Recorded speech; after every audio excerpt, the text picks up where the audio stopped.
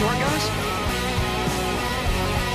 Now, is that rumor about the $1,000 of steam? That's Wow. What's that smell?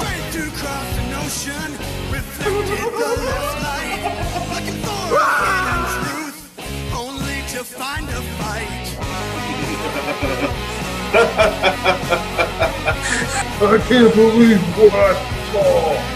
Look, I'm being gay over here. Locally, I really.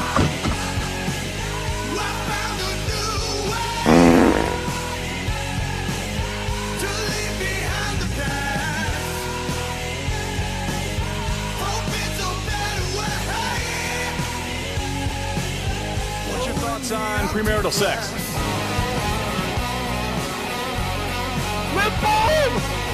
Come play with us. I'm getting the fuck out of here.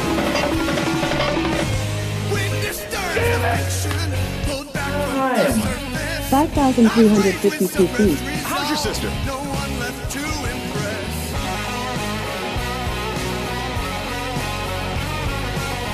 Cereal, champions, lowest cost. Only a quick swimming pool, which we have right here. You can see we have a nice natural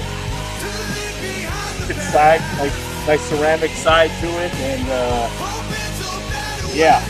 Let's go check out the west side of the house.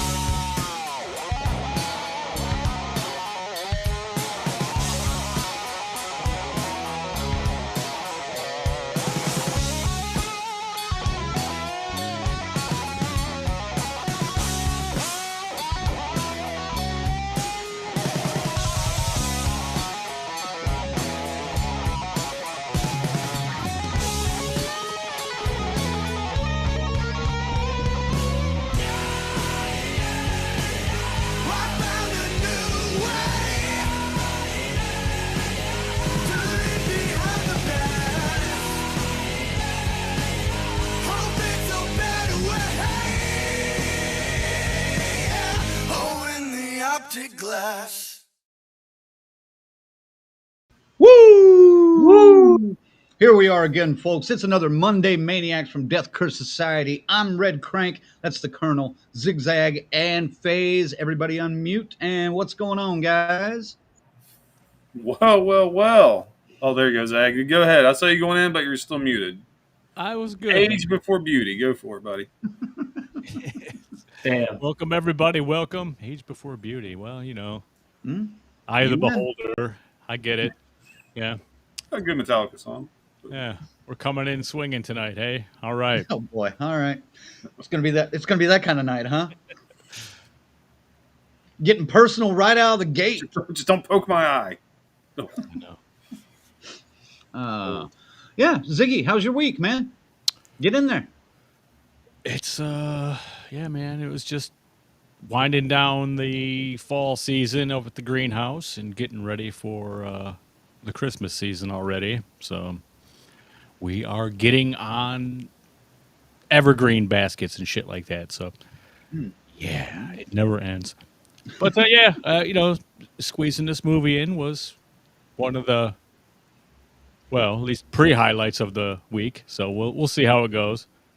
Oh, okay. All right. Well, there's a clue. Little hint. As to what the rest of the show is going to be like for Ziggy, at least. Interesting. How about you, FaZe? What's going on in your world? I know something good happened today. There's something good happening. Something kind of annoying too. We had some home. I had to get a new window put in today, so I am very, very tired. I had to get up very early.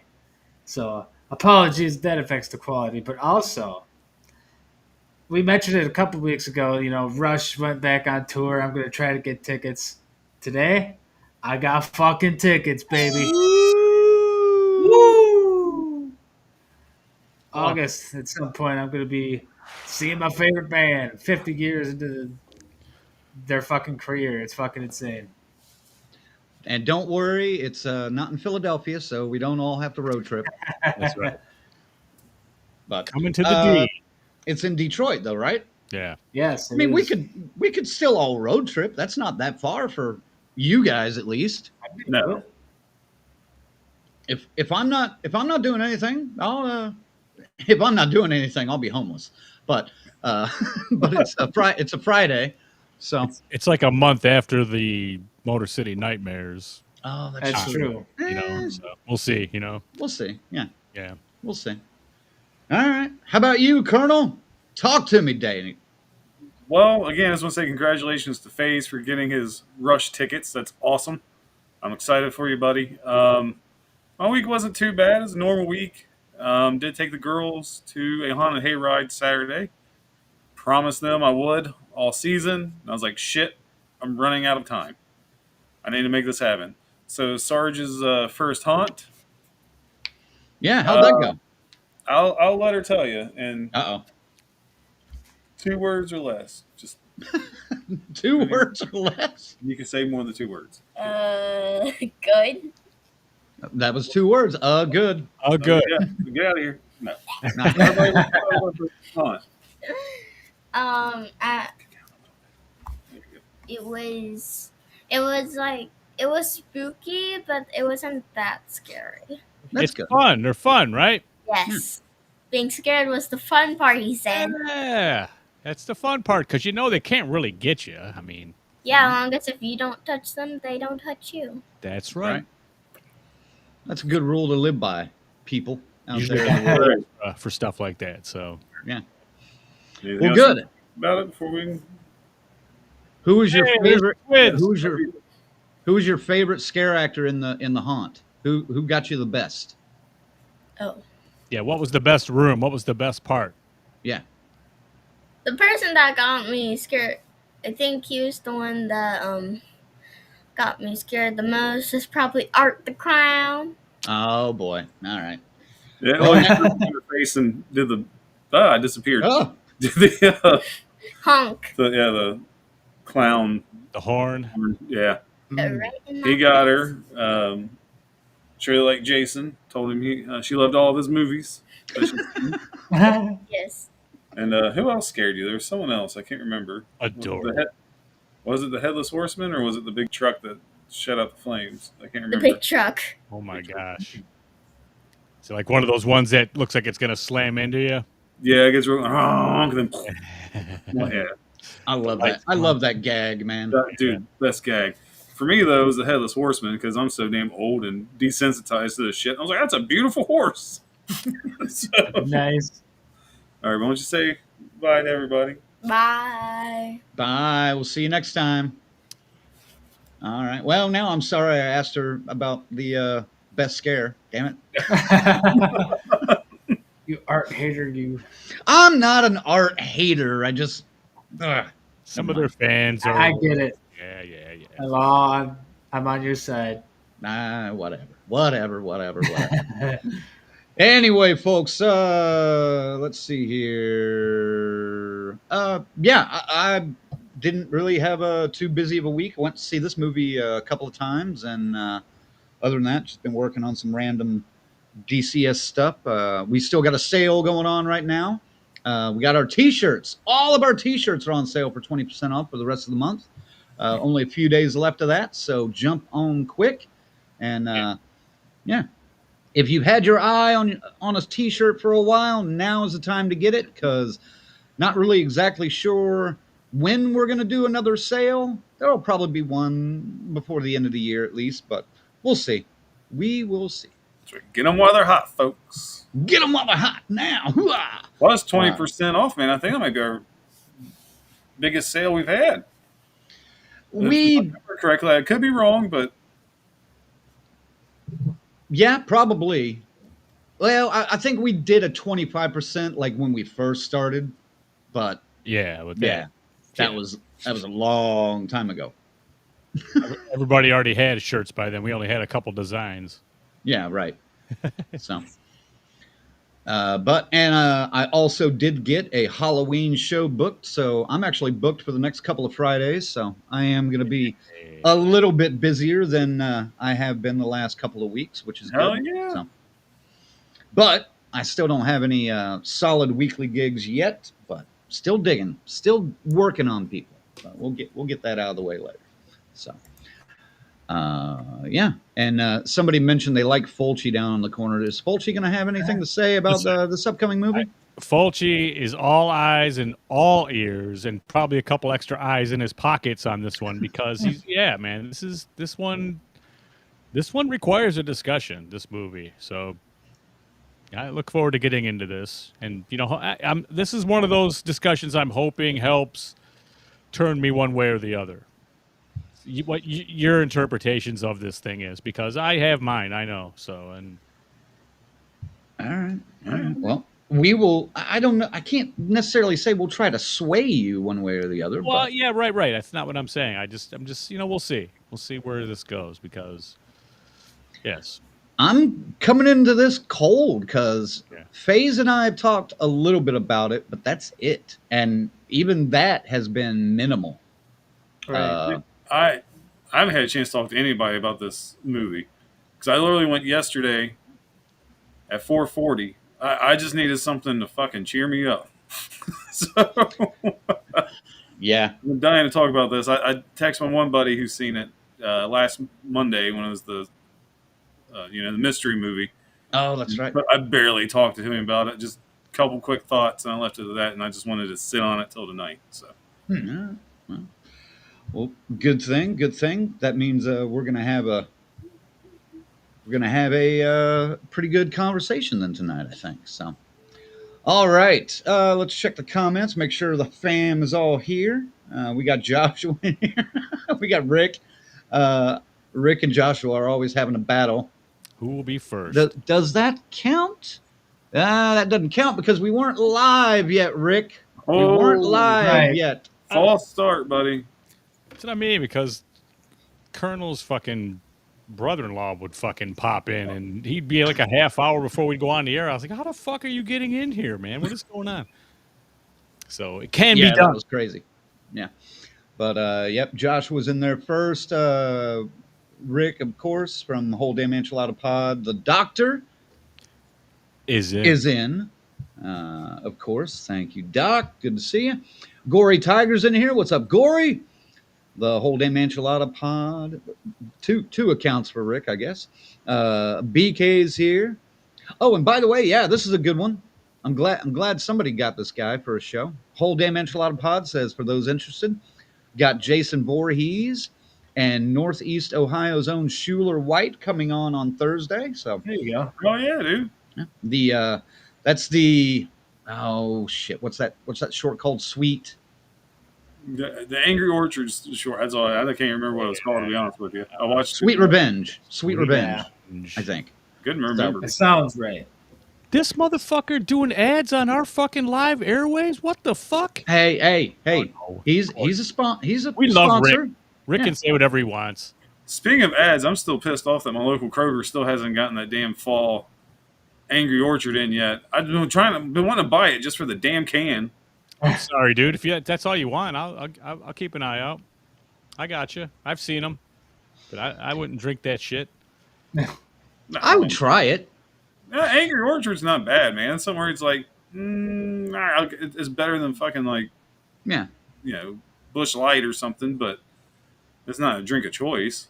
I would try it. I mean, I don't mind sampling some, different kind of beers every now and then. I don't drink beers, so. Grizzly's here with the big old woo fish. Yeah. God, I love it. I would, yes, the woo fish. Oh, you can't be in a bad mood once you see the woo fish. It's like instant happiness. The twins are here. Grandma Sue's here. Mention them. Oh, somebody's asking about, why are you in prison, Colonel? It's me keeping the Bengals defense locked up. Oh my God. I don't have a rim shot. All right. That's good. Fine. That's crazy. That was pretty gross, Colonel. He shouldn't have lost that one. You're telling me, dude. You are fucking telling me. And I didn't watch this week, so. Lindsay's here and says Sarge needs her own show. Yes. I agree.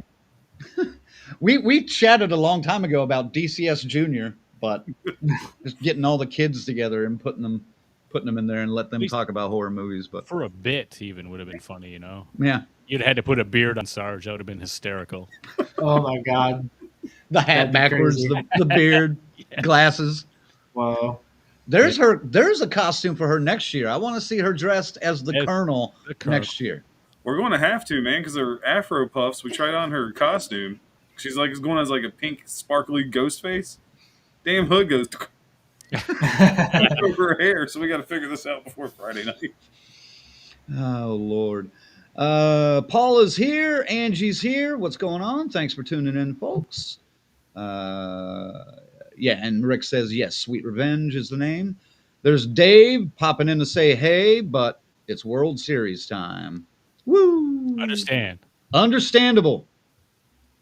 And I Canadian think Fucking that might Toronto. be about it. Oh, there's Patricia. What's Patricia? Oh, I get Yeah. that. And I think that's it. Yes. All right. Is that the last one? Yes, that's the last one. Yeah. All right. Before we move on to our topic of the evening, gang, we got to thank our members. Here we go. A Ziggy, long you ready? time in a galaxy far, far away. Okay, I guess I'll say that. Thanks to our special members, our final girls and guys, Christy, C-Phase, Lorena, Luke, welcome back to the Hey! fold, BD, Alex, and Tyrone. Our Crazy Ralphs, Bell's Fancy Creations, Dr. Smiley, Morgan Crypt, Whore, Raymond, Alan Terry, and the whole damn enchilada pod. And our camp counselors, Adam, Christy, Lou, S. Michael, Jimmy and Rachel, Stacy Lynn, Orlando, Chuck Schick, Chuck Schick. Dave, Carl, Patricia, Kristen, and JJ. Man, I told you I was tired. Thank you, guys.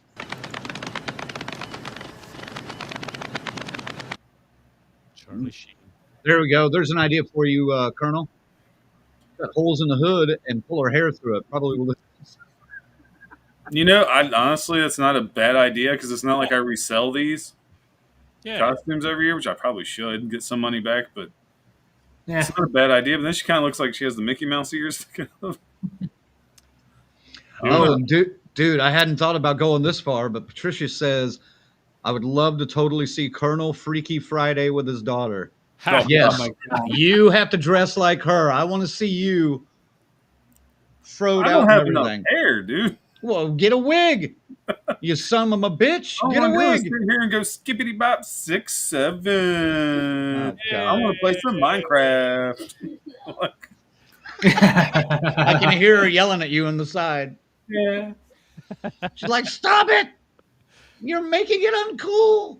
My son got, he was trying to dress up like one of Tyler, the Creator's characters. You know, he's got all these different characters and personalities. Yeah. So this one had a suit and everything. I'm like, bro, it's for one fucking night. Come on, man. Give me a break. So we went to the Halloween store, and he's like, I could dress up like Stan or Cartman. I was all like, oh, let's go see what they got. You know, and they had a Cartman. It looked like a poncho. You know Oh what I my mean? God. It kinda Yeah. slipped over in a big stupid head. No, dude. I mean, it looked like he was going in a parade or something. But underneath that, they had the inflatable Cartman that you step in and inflate. Mhm. Dude, this is fucking hysterical. See, it's Oh my as God. big as my fucking house, man. Is the room? It's so funny. Yeah, he went to his dance and had a blast with it. So we'll be out pounding the streets on Halloween. That's funny. We gotta see pictures of that. Yeah, Yeah, for sure. I mean, it is. It's so big. When it's fully inflated, he's like Andre the Giant big. He's huge, you know. Yeah, it's like gigantic. Oh my God. It's really funny, man. I gotta see it. Yeah. I have to see it. All right.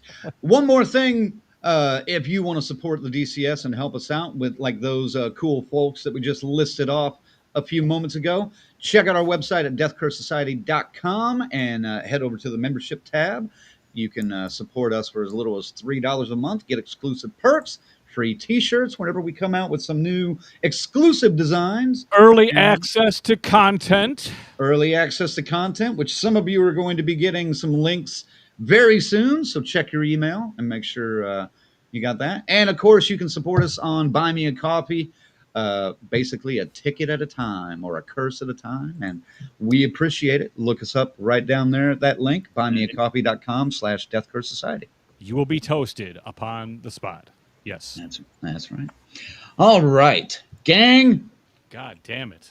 I'm excited for this one because I've been excited for this Well, of course, it's Mike episode. Flanagan's penis is all over it. No, it's not. Jeez. Speaking of Dude, you're wearing it? All right. I was going to wear it. I will have I was going to wear it, but I thought 2 on the nose. Oh, it's totally He is. But I prefers want it to on the chin, folks. 2 on the ear. Or on the ear, 2 on the ear. Oh, that was like All right. Yes, we're going to be talking about Shelby Oaks tonight, the debut feature from writer-director Chris Stuckmann, who is a fellow YouTuber. If you guys don't follow him, he's I've always enjoyed his stuff. I'm going to start it off a little different this time around, though, because I want to know, did you guys know him before you knew about this movie? Colonel? 2 words. Fuck no. Well, I just don't. I'll be honest. I just don't watch YouTube like that. I really don't. Right. If it's not music videos or padding our stats a little bit, I don't really get on there, to be honest. Well, damn. Yeah, All right. I'm playing, man. Sorry. I don't know if you're helping me in this situation. Sorry. All right. How about you, Ziggy? Did you know of Chris Stuckmann beforehand? I knew he was a critic on YouTube, and that's it. I didn't know what degree to what movies he did. None of that. I just knew he was a YouTube personality, and I like Colonel. I've never seen him. But I'm the same. I watch the whole damn enchilada if I'm here, and a lot of times I'm at the movies or doing something crazy. So, I mean, it's just the way it is. I'm just not a watcher of podcasts, man. Just not. Ironically. I don't want to say anything bad because we may make a movie someday, so I'm trying to tread lightly. Oh, I got a story about that. How about you, FaZe? Did you know anything? Had you been Stuckmanized before? My God, what a term. No. That's his closing term. Oh, great. But no, of course not. I like Colonel and Ziggy. I don't watch YouTube like that. It's just like video editing tutorials and fucking that's like it for my YouTube. I watch Poker Hands and stuff like that on there, but man, I guess I'm the only one then. Yeah. I had kind of followed this guy for a few years. I think I found him, around the time when we were researching what we were going to do and trying to figure out how we were going to shape our show. And I don't watch every single video he does, but every now and then when something comes along that I'm interested in getting his thoughts, I like the way he thinks and I like the way he analyzes movies. And they're short videos. They're not long like our rambling bullshit. So you can watch probably 10 of his videos in the amount of time it takes us to talk about one movie. So enjoy. But no, he's a good guy. Look him up, Chris Stuckmann on YouTube. And it's Chris Stuckmann. It's not Chris Stuckmann. Hey, Stuckmanized, or his channel's not. Well, that's just how he closes out. He's like, thanks for tuning in, and make sure to follow on YouTube and blah blah blah, and get Stuckmanized, and that's how he wraps up his. I searched Chris Stuckmann, and it went right to him. So I mean, it wasn't hard to find at all. Yeah. So, but What's his What's his what? His subscriber count? Oh, I don't want to know. I'm sure hundreds of thousands. It's up there. I would say close to 1 million, if not. Oh, that's just fantastic. Go ahead, FaZe. What do we got? What is it? I'm looking. Let's see. Oh, 2.04 million. Oh, 2 million. That's just nice. So we already have what? 0.5%. We just got 1.9. We got 1.999 million left to catch up to him. We'll get there. Yeah. All right.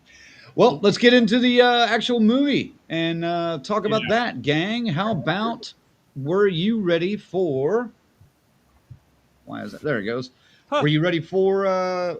Let's talk about anticipation and marketing. Did you like the way this film was marketed? Did you have what was your level of anticipation for it? Because I guess since I was the only one that knew of him beforehand, mine was a little bit higher than most of yours. I'll start with Colonel. You might want to stop starting with me after this one, buddy. Marketing anticipation. What marketing? Because I didn't even remember the trailer in the theater. Even when you described it to me at the end of the last show, I vaguely remembered it, but nothing really stuck out for me. Yeah. So I literally went into this movie fucking cold. See, my anticipation was nowhere because I didn't even realize this movie was coming out, which probably was a good thing. Not going to lie. But we'll see. I'll save that rest of that discussion for later. All right. Ziggy? Yeah, I'd heard a buzz about it, but I didn't see any marketing outside of the trailer at a screening or two.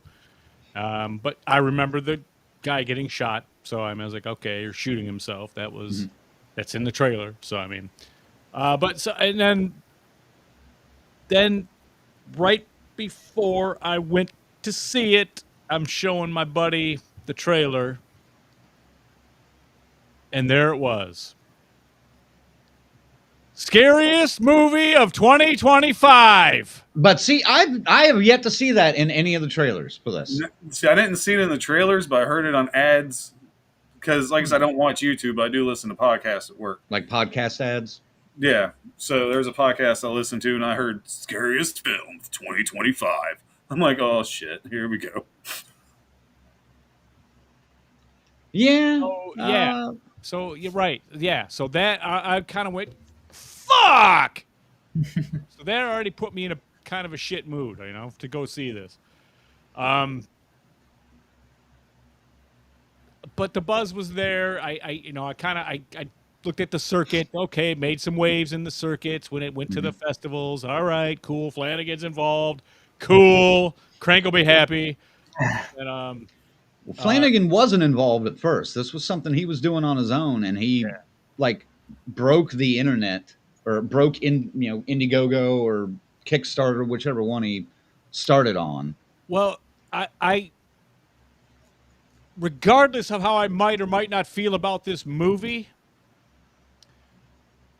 I wish I'd known more about it. There's this whole advertising. He went and he made the fucking what this movie's about exists as episodes, which I appreciate the Blair Witch-like approach. I love this kind of stuff, but man, nobody got any fucking press on it. How did it not get to cross none of our desks? I remember seeing something about it like years ago, but I think that was right before it was going to the festival circuit. 4 years. Yeah. It's how long of this that channel existed. But it's the same thing. Now deleted without word or warning, the Paranormal Paranoids channel is gone off YouTube. So very Blair Witch, and not many people take this approach to it. So I am... It's fucking with what I think of the movie just based on this, and I'm now wishing that I knew about this beforehand, because granted, most of the stuff you're going to get from those episodes, if you go watch them, is in the movie. The meat and potatoes, what you need is in the movie. It's what you need to take from it. But it is neat seeing the backgrounds filled out a little bit more, and like full actual... They're fucking ghost hunters, you know what I mean? They're just like every one of these other assholes on here doing these stupid ghost hunts. It's the same thing. Just a little taste of what's coming in this movie. So it has to be considered now when we score this fucking thing. Fair enough. I kind of wish they had done more with those early episodes, like you're saying. And now that I look, I'm kind of shocked that they didn't, because this is a Neon film. Yeah. And Neon was very good about marketing last year's Long Legs in such a way that they were doing some cryptic-ass videos and shit like that no one knew what the hell they were even really promoting. There were guesses, and we guessed right at the time, Yeah. but it was some of the guesses were all over the place. And then when they finally revealed what the marketing campaign was for, it all locked in. And I love that kind of stuff. But the fact that they had, you say there's like 8 episodes. Well, there's pieces. Some of them are just like a 2-minute with just, well, God, what's her face? I'm not thinking of her name now. Riley. Riley, right? Exactly. Because there's 4 of them, but they let you know right away that 3 of them are found their bodies, they're dead. So, and she's missing. And it's a decade or more later. So I mean, it's a fascinating premise here for sure. But damn. I mean, with that kind of setup, this is a blown opportunity. I would have to agree, and I'm kind of sorry that we didn't know about all that stuff now. Like you just said. Because it's really fucking with me, man. Because I think this would have enhanced the viewing experience. Yeah. So Neon, looks like you dropped the ball on that one. Could have had something there. What about you, Faye? Anticipation marketing. I agree with the marketing. Just not enough. This could have used a lot more press. Those videos could have, gotten some intrigue for it. I don't know. But as far as my own anticipation, I kind of with Colonel, I didn't hardly know about this until last week when we mentioned we're doing it. I mean, I saw it on the upcoming episode list, so I was mildly aware of it because of that, but I don't remember seeing trailers for it in the theaters. I never saw trailers for it on ads on anything. So I don't know. It never made it to me. I guess I just followed it or knew about it because I kind of followed Chris. So sure, and that makes sense. I didn't know Chris, and when I saw Mike Flanagan's name on it, my anticipation went up. That was the main thing I was looking forward to, and watching the dirty taste out of my mouth from Black Phone 2. So, Well, hopefully we did that at least. So, the marketing, could have used a little help because I think they only really did they did one teaser trailer that was nothing or not much of anything, and then they did the full trailer, which was basically an extended teaser. But the trailer doesn't really give you a whole lot of what's coming. So I did appreciate that. And I guess since I'm the only one that was really paying attention to this, the marketing worked for me, I guess, but we'll see. I mean, dude, and I know times have changed a bit, but you remember that Blair Witch stuff, dude? That was... Oh, I remember. Yeah, I remember the website that came out and was everybody was like, "Oh, got this whole Alta Vista search here. Let me just do a little quick search," and there were pages of that whole that they made, but it looked like other people made it and stuff, like old city newspapers and shit, and stupid cheap websites made about it by fans or just people knowing the legends. It blew me away. Yeah, no, that was. I don't think you can really get away with doing something like that anymore. No, that level of marketing's gone, dude. But they had it built in already with what they were doing. They made the episodes. I mean, you just got to get them out there now, man. Right. They did. They made it, but for whatever why they wouldn't expose them. But I think people would have seen right through that, though, and known that it was just, marketing for a movie. They wouldn't have fallen for it like they did. A lot of people did the Blair Witch stuff. Mm-hmm. I disagree because people were tuning into this stupid channel to watch these idiots thinking it was real.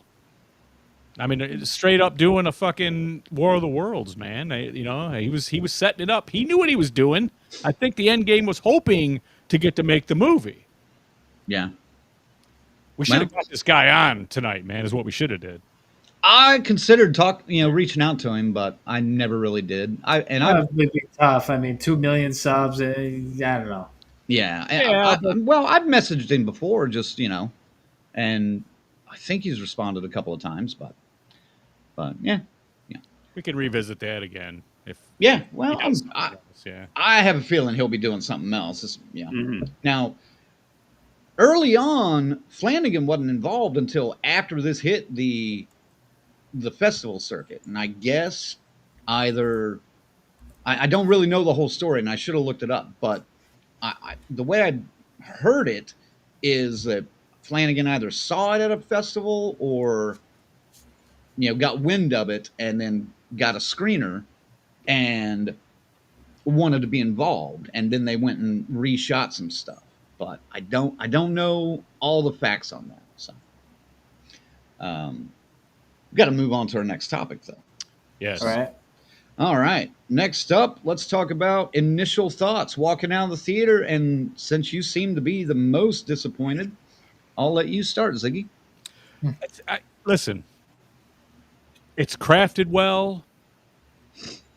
It's creepy. It's got a great atmosphere and everything. But I mean, just some of the choices that the protagonist makes, it absolutely annoyed the fuck out of me, because she goes to handle these things knowing there's a threat. I mean, her sister's already been kidnapped, and she's walking right into the fucking scene of the crimes and stuff in the middle of the night with nobody there, no weapons and nothing. I mean, it's just, it annoyed me. It just annoyed me very bad. But I mean, I'm glad I had a couple of days to think about it. I mean, but it is kind of a little discombobulated, man, with what they do with it. A lot of this movie is left to your imagination and to your interpretation. So Interpretation. yes. Yes. Now, we can go back and forth on this with everybody around here, but I mean, a little vague for me on this one. That's all, man. So I don't know, man. I walked out just kind of like, man, I'm average. I need a couple days to percolate on this, and that's what I've been doing. But we talk about that all the time. Like, we'll complain that either a movie is too vague, or we'll complain that a movie is too on the nose. Yeah, I mean, I get that too, but this one, it just, this one blurs that line for you. Well, it just seems like an awful lot of work to get to what he wanted to get to. You know what I'm saying? I think so. How about you, FaZe? Initial thoughts walking out. I agree with Ziggy on, like, I like that I had a couple of days to think on it, and I wish I could have seen it again, but like, it's one of those where, yeah, it's like I had a couple of questions walking out, but as I thought about it more, I kind of answered those questions myself. I'm like, okay, actually, that makes a little bit more sense when I think about it this way, and just things like that. So I don't know. I really want to see it again to see if there's more shit that I missed, or and it's not that long either. So no, had that going for it. Well, Hour it's not and 39. not even that long. An hour 32, I thought. Yeah, Oh, and yeah. Very fast. yeah, it was very short. 12 minutes of that is credits, because again, you got to remember this is a Kickstarter funded thing, so they had to include, like, I think Rick mentioned, like 14,000 donors. Yeah, I was confused because like the credits started like early, and I'm like, wait a minute, is there a post credit scene? But no, it's the fucking 12 minutes. Well, there wasn't a post-credit scene. There was a post-credit audio. Yeah, there was this little song. Oh, okay. Nursery rhyme, which, dude, if you missed it, you're okay. Yeah, I was like, seriously? Yeah, because I sat in there with the guy I went with, my buddy James, and we just sat back and we were kind of discussing, okay, so he wasn't really happy with it. He kind of went, damn, he goes, it's not at all what I thought that would be, and it definitely is. If you go in based on what the trailer is, you're not getting what you expect. Mm-hmm. I'll say that much, for sure. So, but some of the material though it's not like it's like I had a problem with Clown in a Cornfield just because of that. You think it's going to be a bunch of psychos or whatever going on, and it's like, it's a fucking cult. You know what I mean? Spoiler alert. Sorry. Oh yeah, big deal. Yeah, it's been a while. Yeah, it's been out a while, but I mean, this actually delves into the supernatural, which I appreciate immensely. You know, and it does help a lot. I know, but it's almost supernatural light, if you know what I mean. You know? Well, they don't, like you said, they don't explain it. They We they leave it. know They it's an leave it incubus. so open. We know it's an incubus. We know it's named Tyrion. That's about it. I didn't go and research Tyrion. Is this a real phase? You would be the fucking guy who would know about something like this, wouldn't you? I don't know off the hip. I mean, it sounds kind of made up. I could do some research real quick if you want. We I all. mean, It's no big deal. I just wondered, you know, how ingrained in actual religious Reality. reality. it was more demon stuff. They kind of stayed away from the rest of Yeah. that. You know, it's they and I don't want to spoil the movie, but yeah, it's very very simple. Like you're overthinking it. Oh yeah. Yeah. I think so too. So, Yeah. Colonel, jump in here with your initial thoughts. Yeah. Well, walking out of the theater, I was like, that was an enjoyable movie. I had fun. But boy, seen it a million times already. It was a fun watch, but there was nothing new. Yeah. I mean, and nothing really shocking in the story. I mean, I really felt like he may not have been holding my hand, but the breadcrumbs were pretty easy to follow, and I was predicting the plot twists Well, as you they went do that. along. Like it's fucking written in crayon, dude. It was for me. I was like, okay. Like, I was just calling it. Luckily, I didn't ruin it for the 4 other people that were in the theater with me. Really? Yeah, it was a dead fucking crowd, dude. Which I was mad they showed up because there for a while I was the only person, and after like 2 or 3 trailers, people started coming in. I was like, fuck. But that's You that. wanted the theater. Yeah, like I said, it was just your basic supernatural demon. Again, there's parts I could bitch about. One part in particular during Mia's investigation, I was like, oh god. But overall, it was an enjoyable film. I mean, I'm not going to complain that I was out 53 cents to see this movie. Let me ask you this. How many tributes did you guys count along the way in this, or nods to certain other IPs? Oh, there were a lot, yeah. I really wasn't paying a whole lot of That's it. attention to that, but Oh, it was a lot. See, I'm with Crank on this one. I know I was pointing out all kinds of shit from Black Phone 2 last week. This time, I really didn't look forward or pay attention to it. I just went with the ride. yeah. Exorcist, Rosemary's Baby, Omen, and more. Well, I did see. I don't know if it was a reviewer or the marketing team said it was Hereditary and Blair Witch crammed into one. Would you guys agree with that? Blair Witch is absolutely a fair. There's elements of both, absolutely. But yeah, Hereditary. Yeah, okay. I think Hereditary is a I little bit of a stretch. I but get what he means, though. Yeah, and I get Yeah. what they're saying. with the demonology going on Yeah. Yes, because the And- symbols are all there and stuff. and some of the family stuff, but there's not Yeah. there's not enough of the family stuff for it to really be hereditary. Right, That's right. the thing, man. If you kind of, you leave us. I'm sitting here wondering, well, is it this or is it this? Or No, we'll talk about that in the third act when we Yeah. get there, because Fuck, I man. think there's quite a few ways that the viewer can go with this, and I'm curious to see where you guys went. So, initial thoughts for me were somewhat the same as you guys. Not a great movie, but a good movie. I would say good. I would even say great for a debut. I'll go that far. Well, they surrounded him with the right people to make it look great.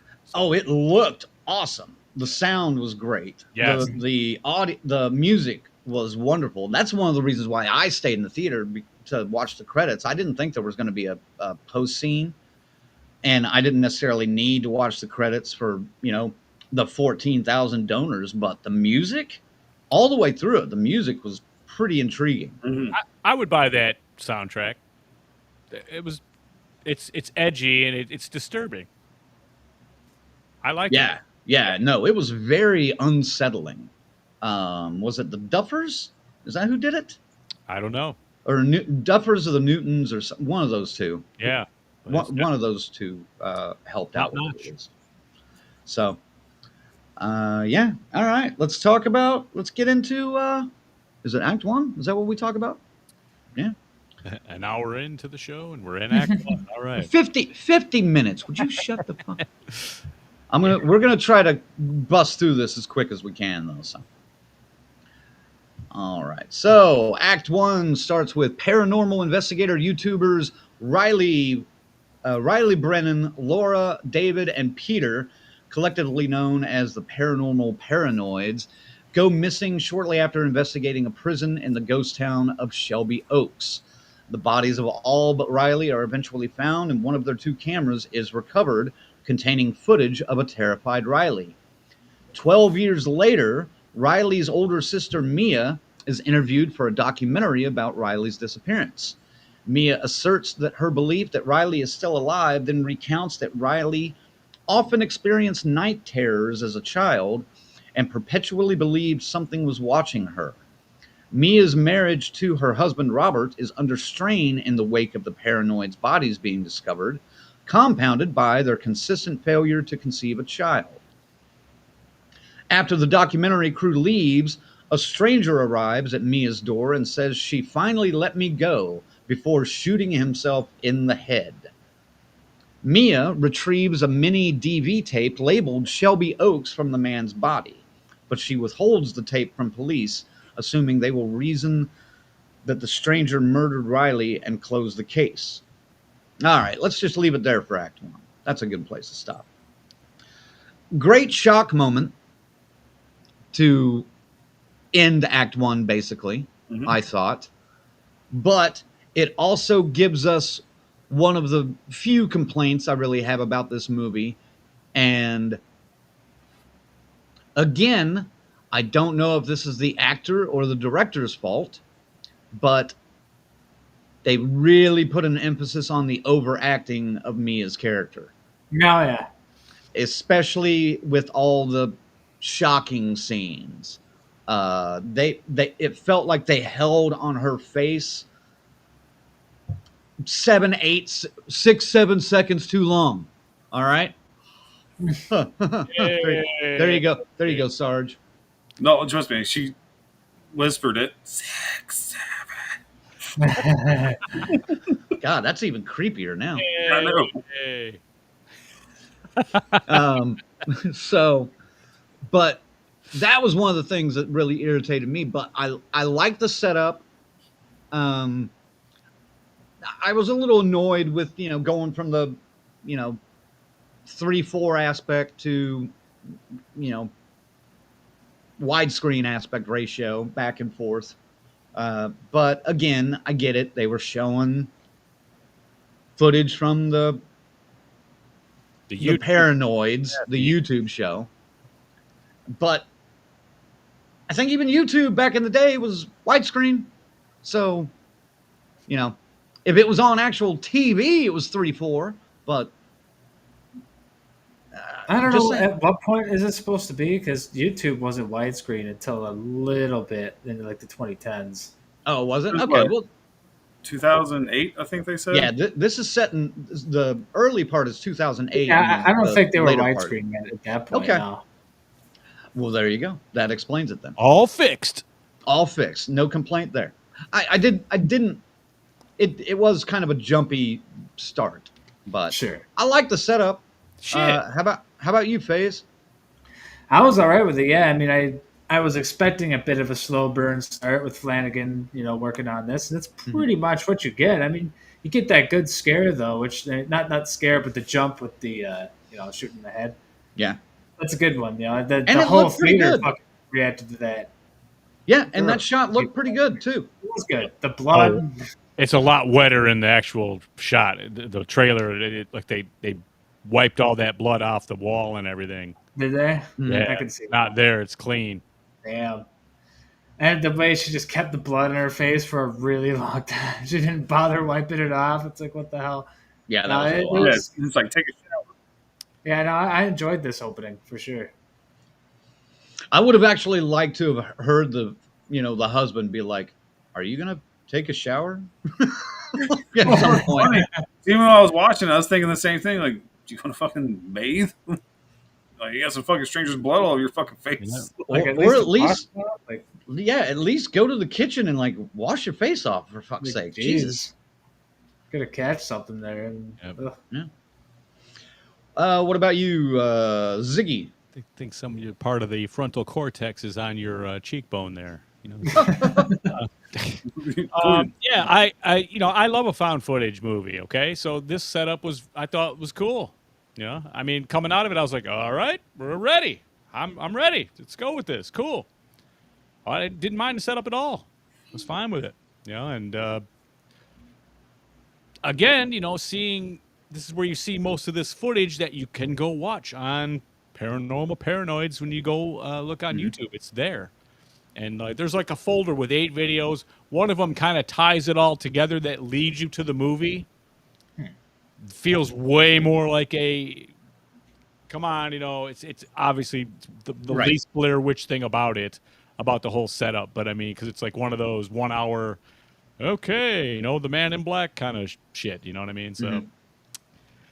All right, but you do get to see all this in the setup, and it's decent. I was annoyed by the blood on her face as well. Take a shower, you idiot. But that's the whole point. She's obsessed with figuring out what the fuck happened to her sister after 12 years. I get it, but to what degree, Well, and she's probably been answering questions with the cops and everybody for the last like 6 hours. I mean, so however long that took. Yeah. And still in shock. I can get for a few hours, but when it goes from like midday to 3 o'clock or whatever time of day it was, with the sun just bright as hell, and then dark, and she's just sitting on the couch with her husband afterwards, still drenched. Like, no, that was a little much. Yeah, It would have been top priority to get fucking fixed. I mean, but then again, I know this isn't how this works, but maybe she just pulled her tampon out too fast. Oh my god. Sorry. That's so gross. I wasn't going to tell that Holy joke if I had crap. Like a wine bottle and no. I like how FaZe just keeps thinking about it and adds more details to it. And even better than I ever could. Why did you have to go there?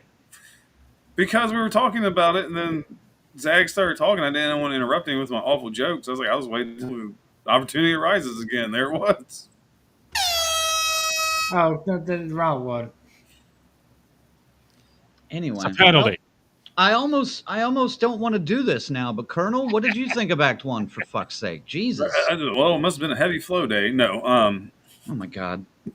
No, Act 1. I mean, I thought they did a good job setting up the story. I really did enjoy the Paranormal Paranoids videos. I'm kind of with you guys. The switch between the documentary to the live action, back to the documentary, was a bit much. Little Hell House LLC-ish. Again, seen it before. That's how you do it, though. I mean, I don't know how other way would they do a documentary on that subject matter, I think there's ways to do it. The original way, no, because everything's been done before. But Right. there's different ways to do it. I didn't mind the overacting to the shock. It's just nice to see Canadian actors getting some work. And Well, I didn't necessarily mind it then. It was as it happened again in Act 2, and again in Act 2, and then again in Act 3, and then again in Act 3. After like the 5th time of just freezing on her face and zooming in slowly as she's doing that, look, true. that's what bothered me about it.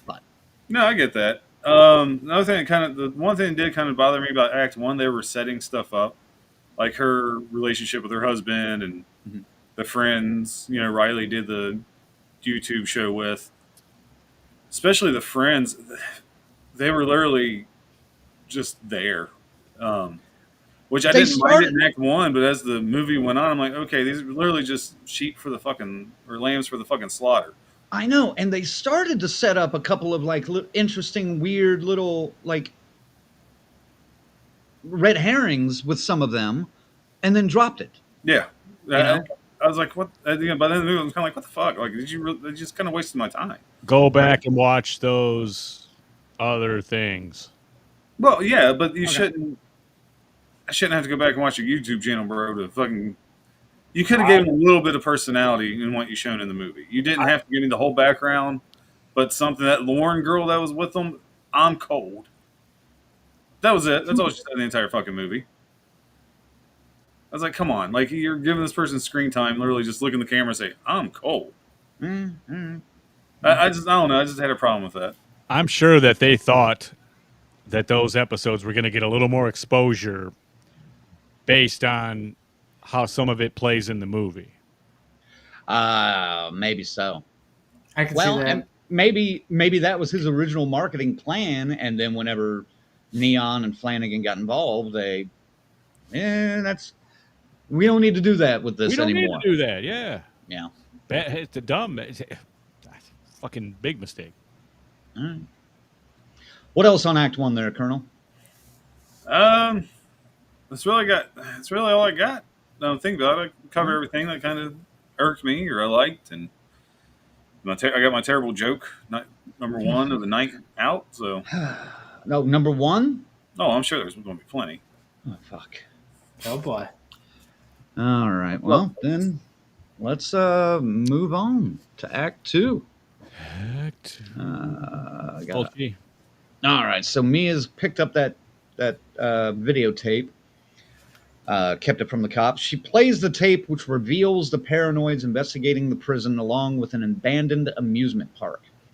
At a cabin at night, they are attacked and killed by the man who captures Riley before the footage cuts out. And the man in the video is the same man who kills himself at Mia's house right after he says, "She finally let me go." So Mia later sees a dog with glowing eyes outside of her home. So Mia goes to interview the former prison warden, played by Keith a surprise. Keith David. Oh, Yeah, that was nice. Who reveals that the man is named Wilson Miles and was a violent offender. After Miles arrived at the prison, a riot erupted, during which a computer malfunction opened every cell, though Miles stood in place, stared out his window instead of leaving. Mia finds a book in Riley's belongings describing demonic symbols. After doing more research and learning about parasitic incubi and hellhounds, Mia becomes convinced Riley was the victim of an occult ritual. Exasperated by Mia's obsession with solving Riley's case, Robert disappears, leaves her, basically. They don't go into too many details about that, though. So Mia goes to the prison, finds Miles' former cell, and looks out the window. She sees the ruins of the amusement park in the distance before being attacked by a hellhound. She flees to the amusement park where she encounters another hellhound and a dilapidated farmhouse. The home's elderly occupant, Norma, invites Mia inside. Let me see, how much further do I need to go here? All right. In the house, Mia finds photographic evidence that Norma is Miles' mother and that Miles kidnapped Riley. I think that's a good place to stop. That covers Act 2, don't you think? Yeah. I think, yeah. All right. Let me mark that. And so who wants to start on this one? Colonel, Act 2. What'd you think of Act 2? I got nothing. I was messing with you. Don't do that. No. Act 2. This is kind of where I was like, Well, you mentioned earlier that. Yeah, you mentioned earlier that this was predictable. Was Act 2 predictable? very fucking predictable. I predicted what happened in the prison scene. I predicted running into Norma, going back to the amusement park. It was just is hold my hand through this entire act. Um, like I said, the nitpicky part for me was where it was very convenient that she found a book on demonology. I will tell you, folks, a little, not really a spoiler, but what made me kind of more excited to watch this movie. Uh, the actress who plays Mia is also Laura and Shorzy. I was like, man, she's a hell of a reporter. She's a good investigative reporter. Why is she covering whale shit hockey? If you watch the show, you'll know what I'm talking about. If you haven't, it's fucking hilarious. It's definitely a guy's show, but it's worth the watch. Um, yeah, like the prison scene, predictable jump scare, predictable what happened. She should have used Energizer batteries. Even though I do think that was a nice touch. Spoiler alert: her battery. Common horror trope. Yeah, the batteries go out, die in the flashlight. Anybody knows anything about paranormal investigation knows it drains your batteries. Again, holding my hand through this fucking thing. I didn't need it, but it's fine. It's whatever. And then, like I said, it's just so predictable, and I don't want to spoil it. Okay. So, yeah, the prison scene, just remember, it's all predictable. There's no guessing until Act 3, if you want to say that. What's Act 3 is where the interpretation comes in. So there's nothing to interpret in Act 2. It's fucking cookie cutter, basic plot. I wouldn't necessarily say cookie cutter, but it is spelled out for you. How about that? Fair enough. Would you agree with that? I'll go deeper in that conversation once we get to the writing and directing and all that. Okay. Yeah. But fair enough, I agree. I see Ziggy fiending to get in on this, so go ahead. No, man, paint by numbers. You learn that, again, mom is involved and son is involved. You live here alone? Oh no, that was kind of creepy. A nice little line, and you hear someone banging around upstairs. So I mean, you're right there. You've been here before. You've been in this scenario. You've witnessed this whole fucking thing like this play out before, and it was no surprises here. She finds a demonology book, and you kind of knows exactly where to go. Well, okay, but It falls right into her lap, man. It is a little much. I mean, I'm shocked neither of you guys or any of you guys have yet to bring up the other. And this isn't even necessarily a horror trope. This is just someone has to do research, and here comes the microfiche. What I love the most is they're like, okay, so she disappeared in 2008, 12 years later, so modern time. What the fuck is up with those giant ass monitors I had when I was in elementary school? She was fucking using, right? I was like, you couldn't update this into your database? Like, you're still using the fucking tower with the. The microfilm, man. You could have done all this at home using Google by this point. Even in 2020, you could have done this. So that's one of the things that irritated me in Act 2. So continue, Ziggy. My apologies. Just as bright as she wanted, it seems to appear to be. She just made some very poor decisions on how to execute her search and everything. It's just, just getting to. But it's all laid out. It has to go this way, So, so yeah, I don't know. Like I said, I think the mom's kind of creepy. You're not sure because she's in the shadows at first. You can't tell if she's a monster or whatever. And once she gets invited into the house, and she starts discovering things and about Cracker. Yes. A saltine too, like Yeah, it wasn't even the good kind of crackers. Like I'm not sick, Grandma. Like I don't need this. Well, wait a minute. She starts. Go ahead. What's the good kind of cracker, Colonel? Everybody knows it's the Ritz. Shit. All right, Ziggy. What's the good kind of cracker? I would have loved to. I would have gladly accepted a cracker or two from what's her face. Yeah. Faye's preference in cracker? They're all fine, but I mean Ritz is a good brand. I mean you can't go wrong. All right. It's that buttery, crispy, flaky flavor. I'm just fucking with you on that. I was just waiting for Norman to offer a fucking ginger ale with that fucking cracker too. I know. Ginger ale. I just wanted to ask. I'm a Ritz. Yeah. I'm a Ritz guy too. So. Red Sky, baby. Mia starts Or to figure or out. club crackers. I like Those are club good, crackers. too. Oh man, them club crackers are some good with some cheese ball, man. All Mhm. you And I crackers, got the shut fat the kid fuck talking. up. Fuck the crackers. Crackers? Damn. God damn it. Mia Cheeses starts aren't to bad either. If you discover. want some sorry. That's sorry. I did that Can on I purpose. mute him? Yeah. Can you? Are you finished? Yeah. Anyway, Mia starts to suspect that Norma is involved in this somehow. And, it leads to a big confrontation at this point, doesn't it? We're leading right into 3 almost. Yeah. So, yeah. All right. I'll stop there. I can see all of your complaints. And yeah, I can kind of agree with it, but I still enjoyed Act 2. I thought it was, again, it looked a hell of a lot better than some of these crowd-funded movies that we get. Oh yeah. Now, granted, this had the benefit of being one of the highest crowd-funded films of all time, or at least at the time it was done. Yeah. And also, And doesn't then having hurt to have Mike Mike Flanagan's name attached to it. Right. So, yeah, but I was enjoying the ride for what Act 2 was. So, and Rick, by the way, adds that is the Cleveland Public Library downtown. They are poor, so no, it's not updated. Well, that's To true. answer They're putting all their money into a stadium for football. It was a good aesthetic anyway for the movie. That should answer your question about the computer setup that they had. So, yeah, and Rick, did you recognize some of the filming locations? I want to know where some of those places are, man.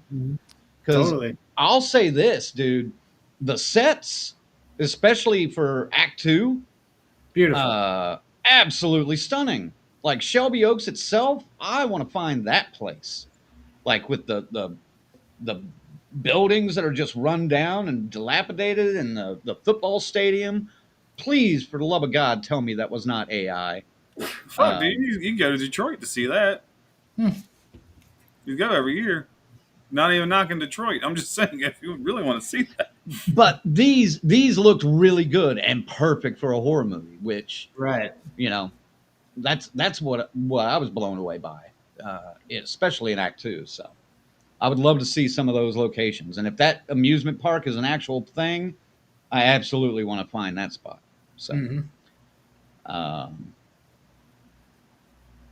yeah, I knew the prison was Mansfield. I could tell that because I've been through that. He just mentioned that in the comments, but we got to move on. So, but yeah, I want to know about some of those other locations there, Rick, if you know anything about that. All right. Under the influence of Norma, we're getting into Act 3 now, by the way. Under the influence of Norma, a devotee of the incubus Terrian, which we mentioned earlier, Miles repeatedly raped Riley in an effort to conceive a child until, after many miscarriages, Riley finally gave birth to a healthy baby boy. Mia texts Robert to send police to her location and demands that Norma tell her where Riley is. Norma leads her into the basement where Riley is imprisoned.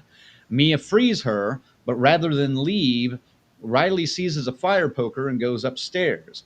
Mia follows her and witnesses Norma incapacitate Riley magically before performing a blood ritual over Riley's newborn. Mia glimpses Terrian. Norma dies from blood loss, and Mia lovingly greets the infant as the police arrive. Do we need to stop there and talk about this part of Act 3 before we get into the finale, or should I keep going? We just close it off, I think. Keep I don't going? know. All right. Riley and the baby are taken to the hospital and discharged soon after. That night, Riley attempts to smother the baby until Mia stops her. Though Riley insists the baby is possessed and must die, in the ensuing struggle, Mia accidentally pushes Riley out the window. She survives the fall, but is surrounded by hellhounds and devoured. Mia realizes that Riley's childhood belief that something was watching her was actually Terrian, observing both Brennan sisters, intending one to bear his child and the other to raise it. Tyrion appears behind her, grasps her shoulders, and Mia's eyes glow as she screams. And end scene. Now, I even think some of that description is a little bit interpretation and not really accurate, but that's what I found. So, I'm going to save the fussy one down here for a minute. Let's go to Phase on this. What did you think of Act 3? Yeah, I'll just say real quick about Act 2. I was about the same as you. Just kind Oh, of shit.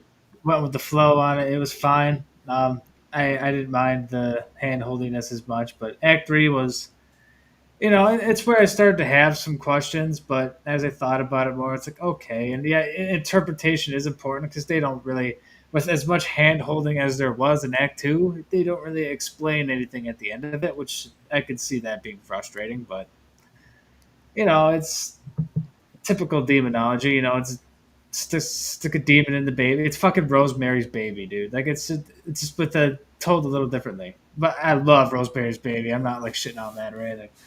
It's just I was fine with it. It's I left very curious. I have a feeling I knew what Colonel was going to think of this. I'm very curious as to Ziggy though. I cannot figure out his final thoughts on, especially for Act 3. I'm very curious to see what he has to say.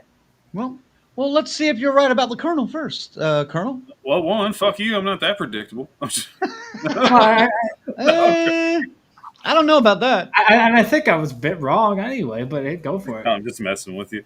No, Act 3, like I said, it was a good, fun act. While, again, nothing original about it.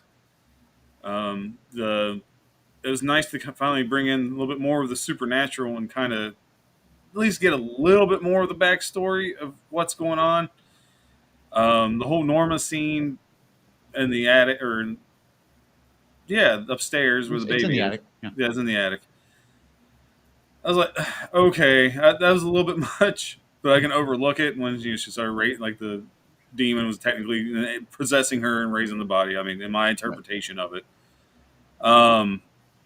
But it made sense because it is mentioned throughout the movie, or at least in Act 1, how Mia and her husband plan on having a child.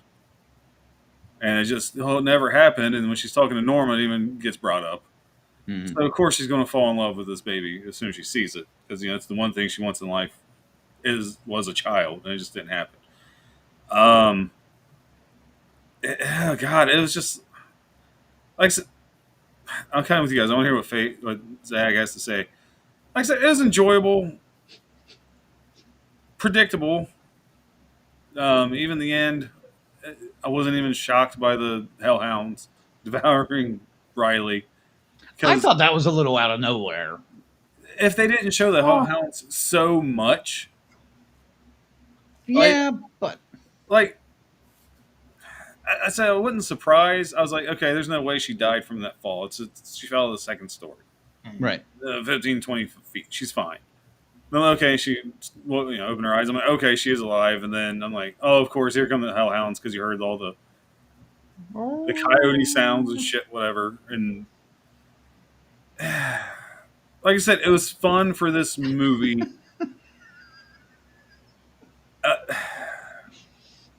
It's hard to explain, dude, because I'm kind of cutting this guy some slack. Now, if this is like a Conjuring movie, I would have been like, what the fuck? Mm-hmm. Oh, shit. I'll be completely honest with you. I'm like, okay, do better. But I'm really trying to cut this guy slack on this one. Dude, I'm not saying it's bad. I'm just saying it was very fucking predictable. If this was any big studio movie, I think we'd be tearing it apart a little bit more than we are. Oh, yeah. But that's, I think, to be understood. Yeah. You gotta give Independence a little bit more of a shake. I should, but I don't when it comes to fan films. But that's because I hate fan films. Fuck them. Like, I'm going to talk shit about this fucking... That's different.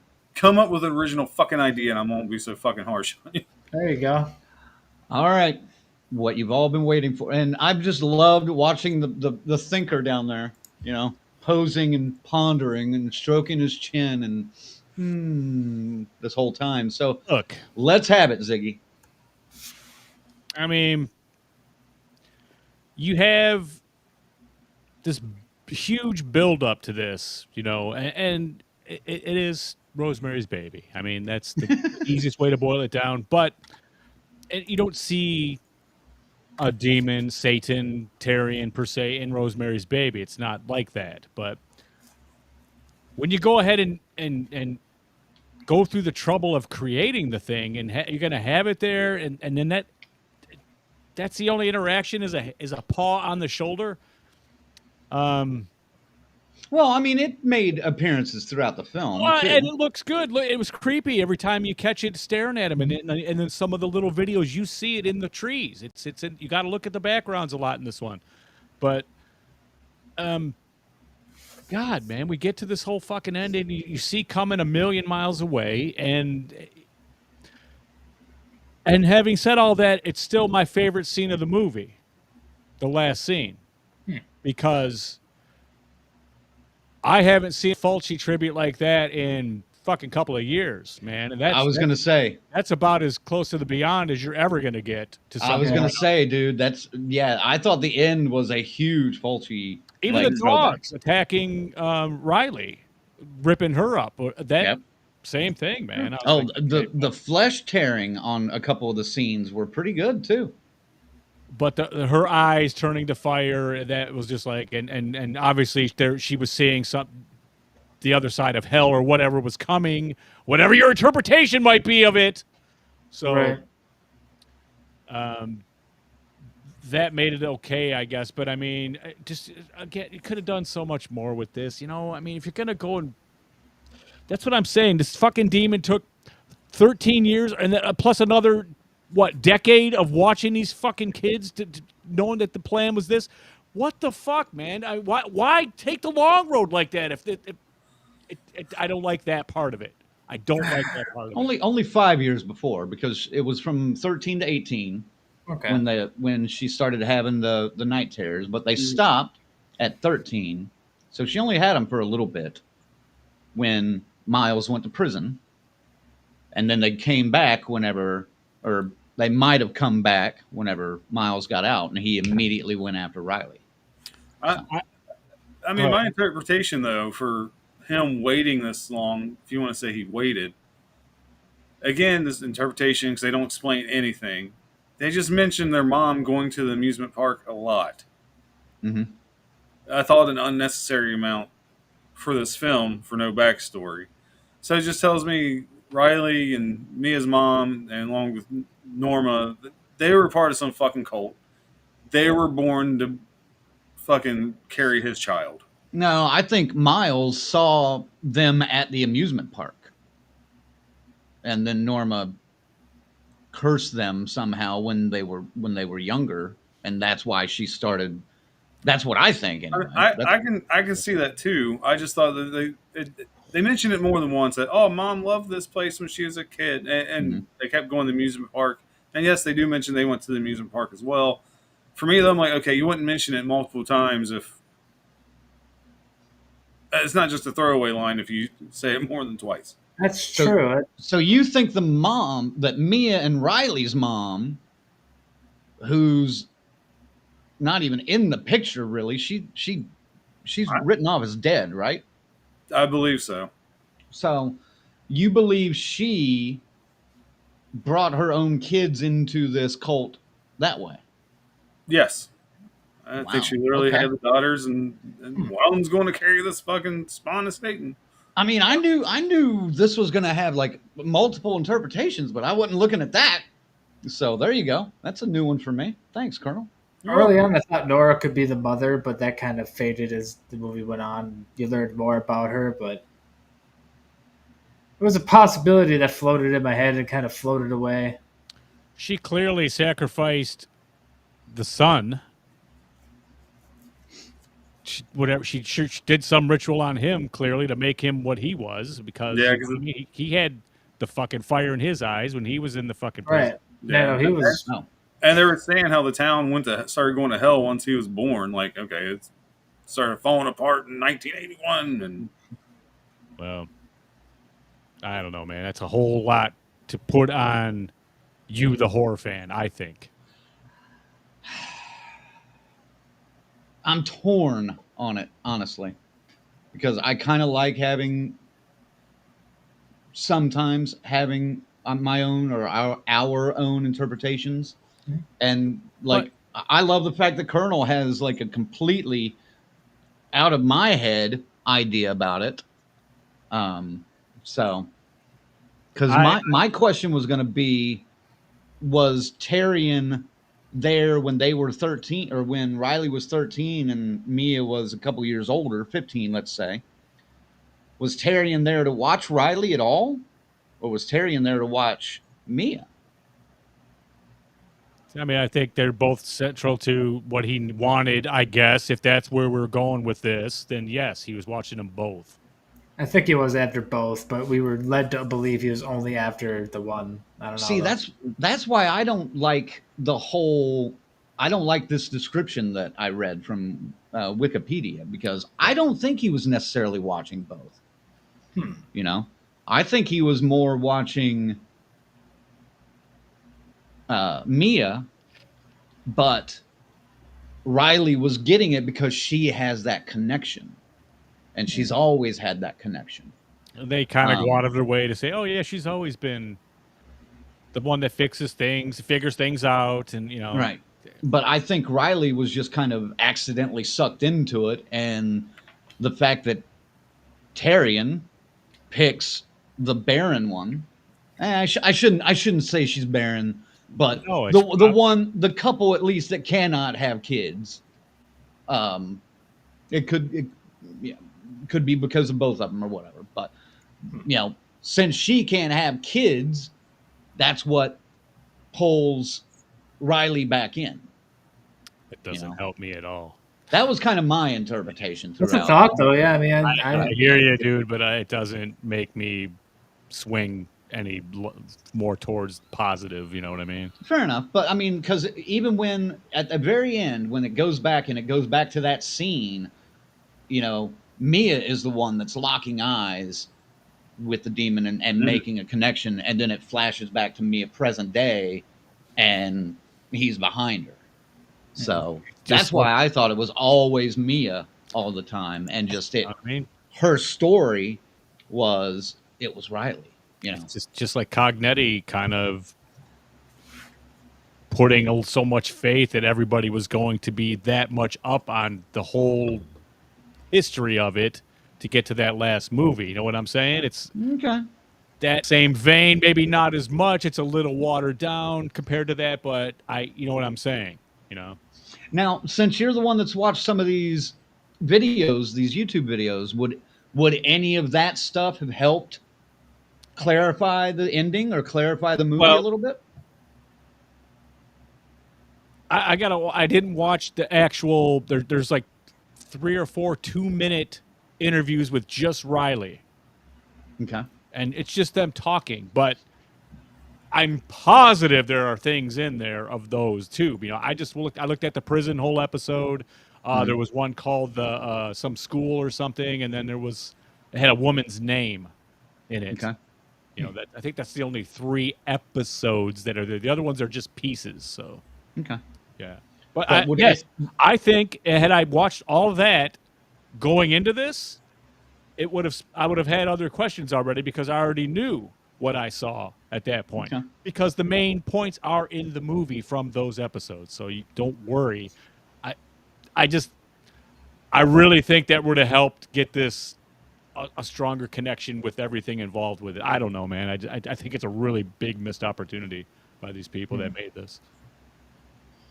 Okay. I liked Act 3. I thought it could have been a little bit better, even because it was a little bit just predictable. And it was laid out especially heavily where we were going with Act 2. But I like that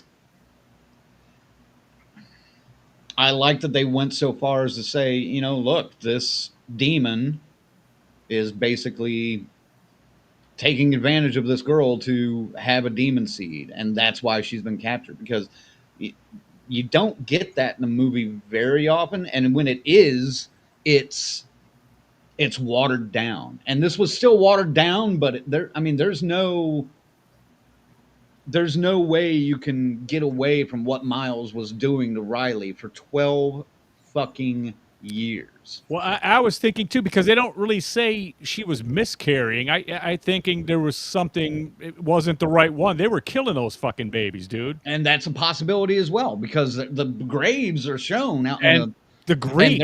and they're various sizes. And the grief of how he's reacting to it, It Well, looked like he wanted it.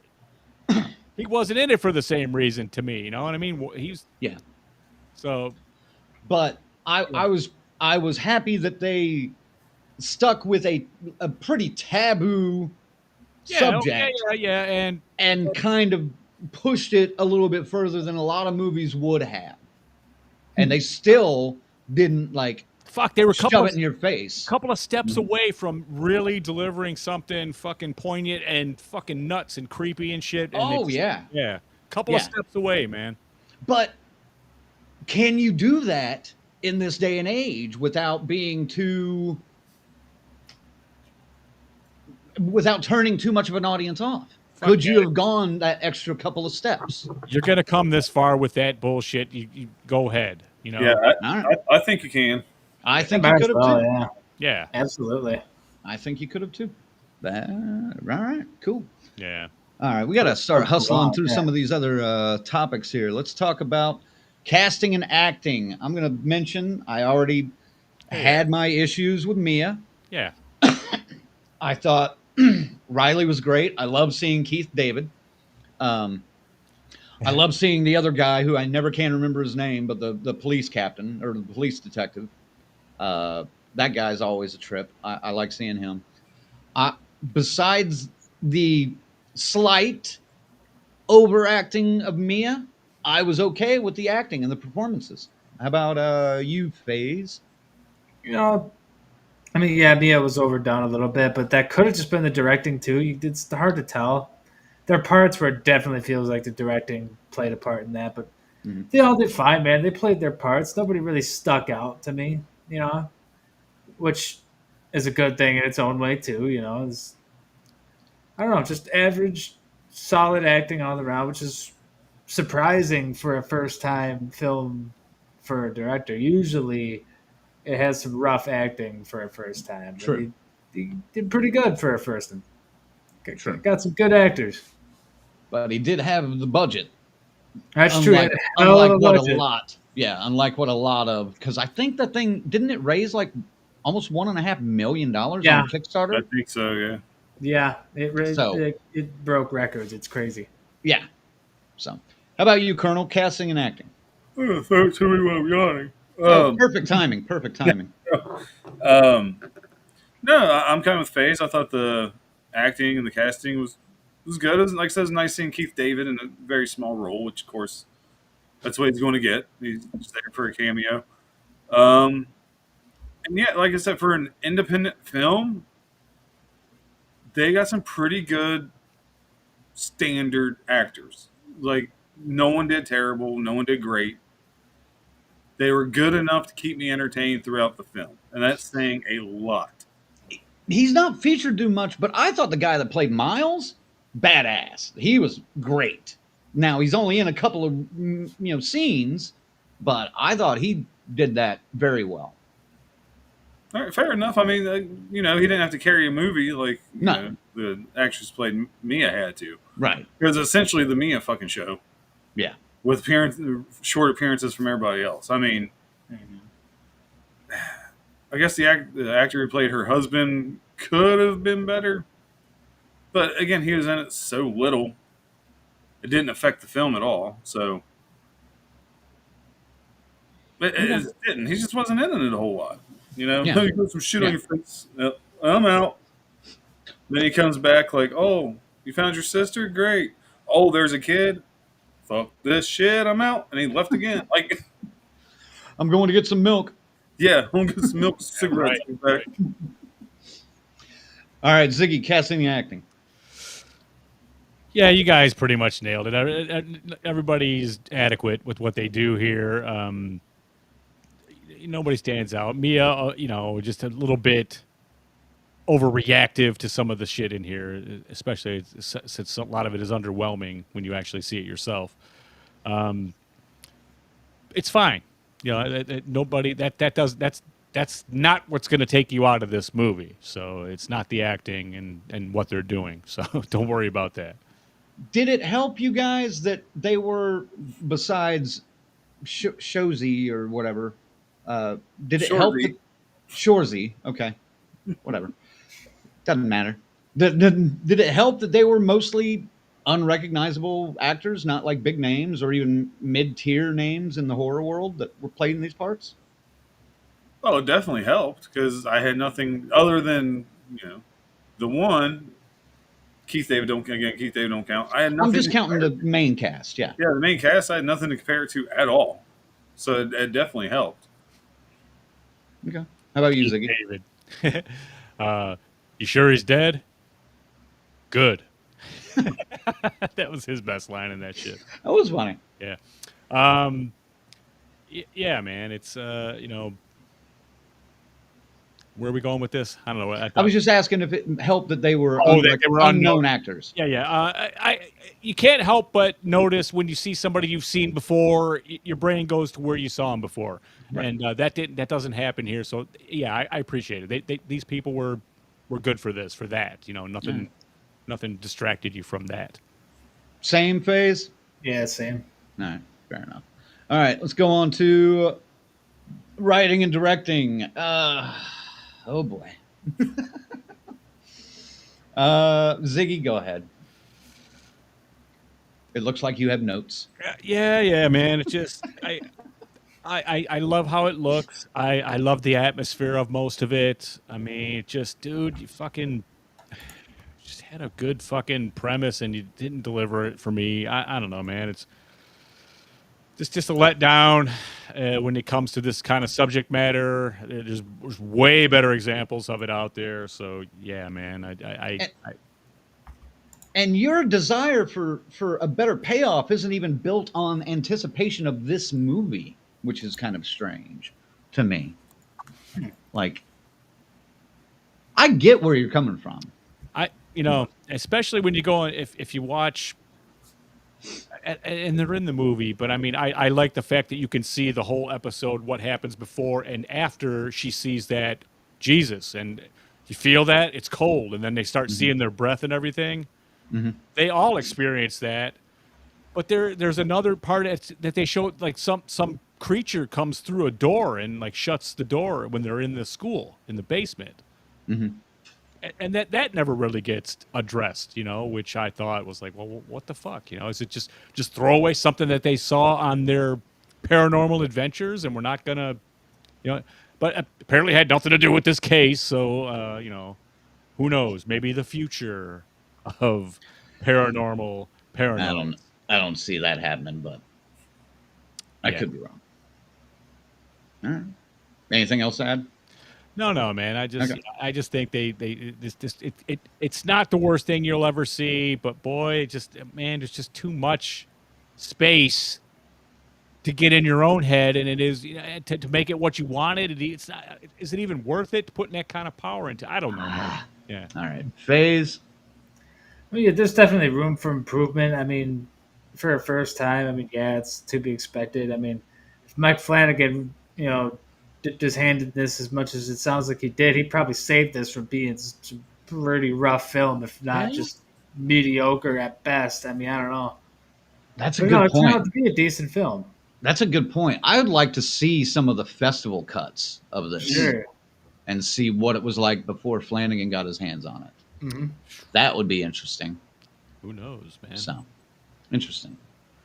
So, how about you, Colonel? It looked great. Sounded great, but I very much felt like I was watching a film written by somebody who reviews a lot of films. I wouldn't say it felt film schoolish because it was piecemealed together from a bunch of different ideas. Edited and cut and written. It was just like very much, all right, we're gonna tell a story, get from A to B to C. Yeah, I was very aware of that fact. again, it's not shitting on it. It's just very okay. This guy really enjoys film. He did a pretty good fucking job, I thought, for his first time out. Yeah. Especially being an independent film. Like I said, if this is a big studio film, I probably wouldn't be as nice as I'm being right now. Because it was too keyword when I said cookie cutter, I might have used the wrong word. It wasn't directing for dummies, but it was pretty fucking close. It's not saying it's a bad thing. It's just he First didn't time take, out. yeah, he didn't take any risk. It was very there you go. That's what I was getting ready to say. It wasn't a risk taking project. It was a let me see if I can actually put on film what I want to put on film. Let me see if I can technically handle this. I think this was more of a learning step for him. So Man, it's heavy shit to take on too. I mean, there are great examples of this type of film out there. I mean, so yes, you're gonna have that up against you as well. So, I mean, fuck, we named two of Rosemary's fucking Baby. That's like that. Even it's fucking over 50 years old, and it still stands. yeah, but how would you, if you were to remake Rosemary's Baby for today's audience? How would you do it? How would you approach that? Would you show the demon move more? You'd almost have to, because I mean, Well, your cult is a little more underground in Yeah. this day and age, for sure. I mean, They're not just on the 7th floor of a high-rise apartment building in New York City. they're not going to be in A17 or whatever the fuck that is. no, and plus you're not going to shock modern audiences by everybody just going "Hail Satan" at the end of the movie like it did when it first came out. Yeah, That's just not going to do it nowadays. Very powerful, but no. There will be, if I were to make this movie, there will be something you're going to walk out of there with, like, I need some iodine for my eyes to, burn that image out. Interesting. You'd have to do something big with that. I like these guys have all said. Technically, this is a great flick. Creatively, yes, could use a booster. It's time for your booster shot, Mr. Stuckmann. But you did pretty well. Again, solid effort for first movie. I hope whenever that day comes when we are on that other side of the camera, that our shit looks half as good as how this looks. True. Yeah. But I could probably already name like 4 people right off the top of my head that it doesn't matter if we put out the Godfather of horror is still going to shit on it. Oh, I expect to be shit on, and that's why I'm just kind of, I'm okay with that. But I mean, I'm not trying to go and bust this guy's balls about it. I love the fact that he is paving a road for guys like us that want to do the same thing, right? Right. Yeah. So. Oh yeah. Dude. Okay. Stop. Don't make me lose my shit. All right. Favorite moment. I think Zag already talked about his. It's straight up the ending. Straight up the ending. Not even the hand on the shoulder. What is she seeing? What is coming? What vision is she looking into? Is she seeing into the depths of hell? Is she seeing the future of the baby? What is she seeing? I don't even know if it's that. I think it's just him going into her is more what the flames, Just it's right. But I mean, there's imagery there in her head. Something's there she's seeing. So I mean, I don't know. I would kind of went to a future of when the baby is becoming the Antichrist, and you know what I'm saying. So that's not what you wanted ever with this. So in like 10 years, we get Damien, Shelby Oaks too, perhaps in a private school, maybe. Perhaps. Yeah. All right. Perhaps. With step parents. Colonel, how about you? Favorite moment? Well, since Zag took mine, different reasons why, but change it up. Fuck. Well, use it if it's different reasons. That counts. For me, it is the ending because I'm a sucker for good. unhappy ending, especially let's say Black Phone 2, for example, where everything is cleaned up nice and tight and put a pretty bow on it. Oh, This is like, fuck. Okay, the bad guys won. I like an ending where the bad guys win. So I kind of dug the ending. yeah. What if Mia would have been the one to go out the window, and then Riley just smothers the kid and then lights the house on fire and walks away like And really then I blowing would up. have seen the words Jason Blum at the end during the end credits, if that happened, especially with the house fire. Like, it's guaranteed. Oh, good lord! All right, that works. That works. How about you, FaZe? So there's this part where they're like showing the documentary that's being made, and they're showing all the comments on social media about the videos. Oh, it's fake, it's bullshit. And one of them is a profile picture of somebody's cat. It's the only appearance of a cat in this whole film, but there is still a cat. So I don't know. It's hard to pick an actual favorite moment. I'm gonna say, dude, you can't pick a fucking profile pic in a throwaway scene like that. That cannot. No. That's my joke answer. But the part that stuck out to me the most Jesus. probably be like there's this part where I think it was during one of like the videos of the paranormal or whatever, where a dude's like outside and he's just surrounded by the hellhounds barking in every direction. I thought that was pretty cool. That part stuck out to me. So I don't know if that's my favorite moment, but that's the part that stuck out to me the most, I think. Just All right. Now, I do have a question, though, Crank, before you give us your favorite moment, out of curiosity.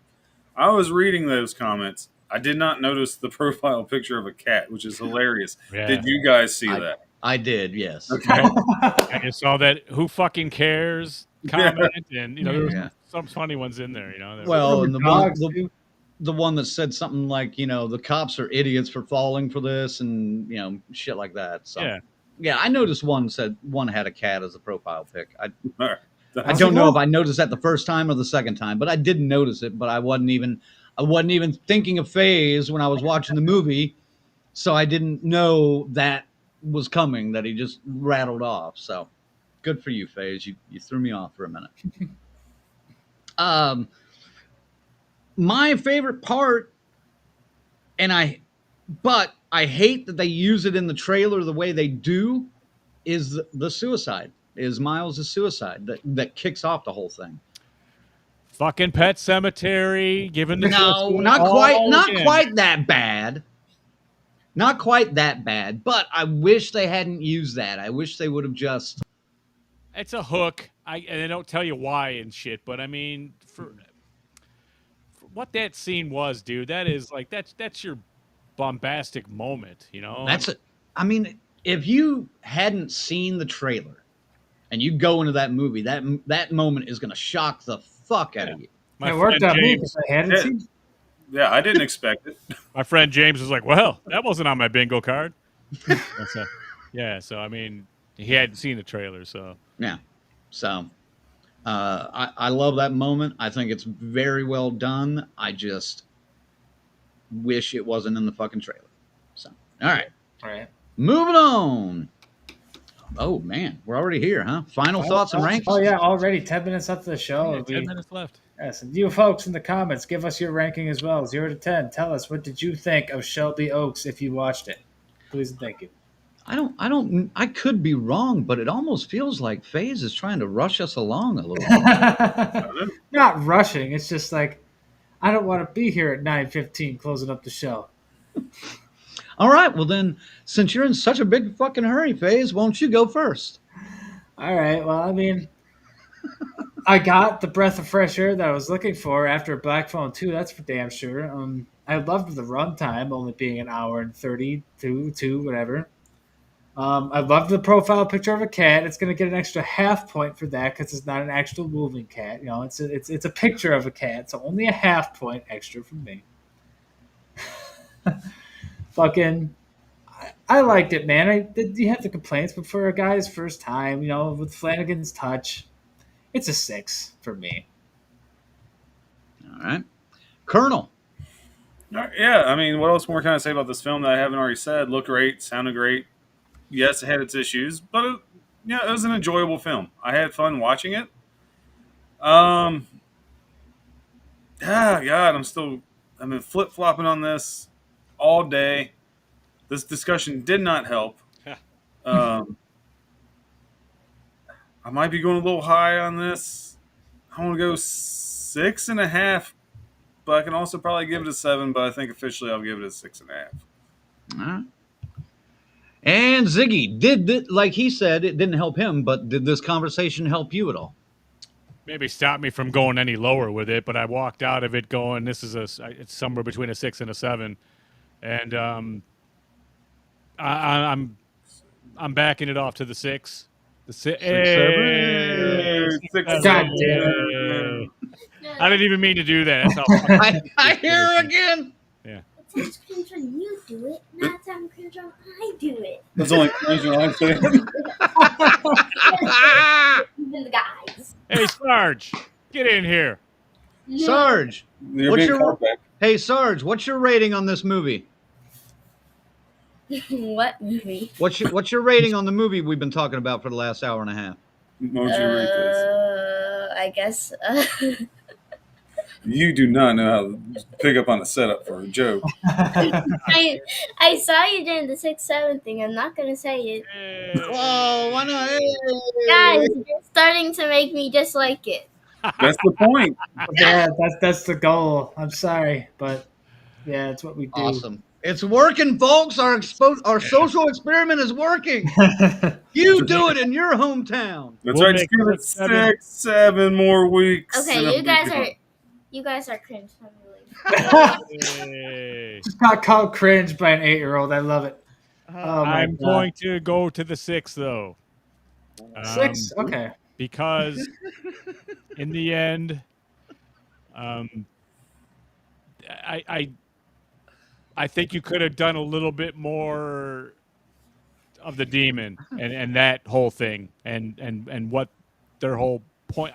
We know what the point was, but you know what I mean? Show the game plan a little bit. I don't know, man. That's the stuff I like to see with these things because, these things are thousands and thousands of years fucking old. They don't come in half-assed like that. So that's it. 6. Hey. Hey. I should have said 6.5 because of the half point for the cap, but I'll stick with the 6. You sure? I mean, I'm still there. Yeah, you can put it in. Go for it. You want to change it? Sure. All right. 0.5 for the cat. All right. So, and that'll help. That'll actually help my math just a little bit quicker. So, I appreciate it. Yeah, I like this guy. He's probably getting an extra point from me because of that. I thought the movie was beautiful. Again, technically, I don't know how you can be a first-time director and be so fucking technically sound, except for probably finding and hiring the right team. That's solid, and he did a great job with that. So, but yeah, there are some issues with the story and issues with the acting and issues with just the overall how the story got there, I guess. Like, that's the best way I can put it. But I like this film. I had a good time with it. I'm going to give it a 7. So, not the best I've seen this year, but not the worst either. So, Yeah, no, it's not. It's no Night Swim. It's nothing like that. So, I mean, it's is it no going to make run. my top 10 though? I don't know about that either. Is it what? Is it making my top 10? I don't know yet. Probably. I know it's not making my top 10. Probably not. It might be in the top 25, 25, somewhere in there. But we'll see. Oh, somebody wants Fulci's opinion. There's the rankings from us, though. So basically an average of 6.5. So, oh boy. Yeah. All right. Fulci, what do you have to say about this one? Yes, look at him, just stoic and just sitting there. And I think Fulci would think the little bit of gore that was in it was okay. Colonel, would you think the gore was all right? Some of the rips we saw were pretty good. Yeah, I thought they were pretty good. I just wish they showed it a little bit longer. I mean, it was quick cuts. It's just a quick Very cut quick. here, quick cut there. I was like, I want to see more. Damn it! And Give me hence more this is, blood. this is the problem Fulci has overall with this movie. I mean, the things that were going to enhance you, you absolutely chinsed out on, and therefore, yes, Fulci is giving a severed eyeball in the toilet. Sorry. All right, all right. Well, let's check some of the peeps out here. We got Rick. He gives it a 7, so he and I are on the same boat there. He probably gave it at least an extra point though because it's Cleveland based Nah. Sure. or Ohio based. I get it. Let's see here. We got a couple more down here. Oh, and Adam agrees with Sarge. You guys are cringe. Hey, go fuck yourself. How about that? Grizzly wants to give it a 6.7. Hey, 6.7. You guys are making me start to hate it. That's the plan. And Paula wanted Fulci's opinion, but Yes. Tarek doesn't.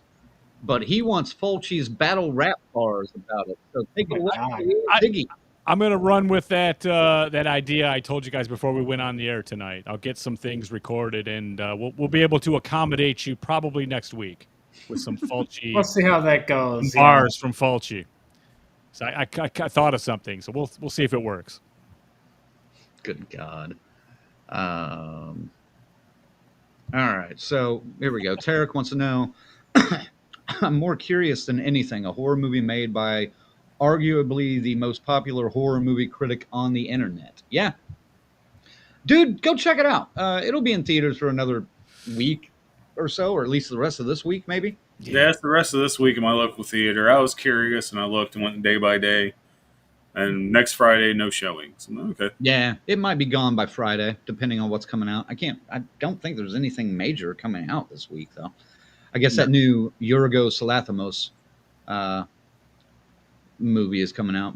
Bonia or something. Bognia. Oh, Bologna. No, not Bologna. That's what I'm not calling it. Bologna. That's what it looks like. Terrible font. By the way, I got some terrible fucking font. But there you go. That. Not many people went to see this one though. So Yeah. But yeah, I think Rick's mentioned this a couple of times too. Yeah, these are the ones that I wish more people would go see.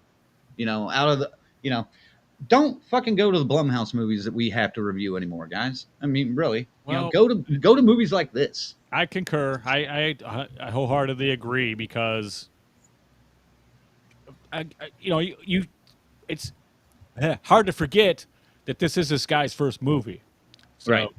And it is from that aspect. It looks really fucking good. I mean, so but that's just it deserves it, and I hope he makes more. I hope this does get a turnaround somewhere where he gets more jobs from it because he does seem to have it's a good first outing. Very good first outing. Yeah, absolutely. And if it does well enough, maybe he'll get more. Yeah. Maybe he'll get a bigger budget, to do something closer to what he was wanting to do, or with a name actor.